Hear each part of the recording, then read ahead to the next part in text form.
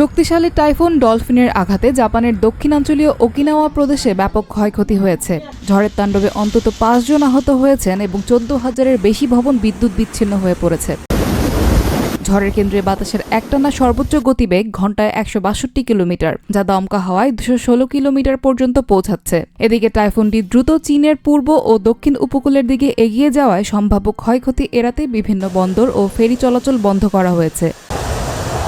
Zhejiang প্রদেশে সর্বোচ্চ সতর্কতা জারির পাশাপাশি ১৬২ যাত্রীবাহী ফেরি স্থগিত করা হয়েছে। সাংহাই সহ পূর্ব চীনে আগামী ১২ আগস্ট পর্যন্ত ভারী বৃষ্টি ও ঝড়ো হাওয়া অব্যাহত থাকতে পারে। এমনকি পূর্ব জেজিয়াংয়ের কিছু এলাকায় ৬০০ মিলিমিটারের বেশি বৃষ্টিপাতের আশঙ্কা রয়েছে।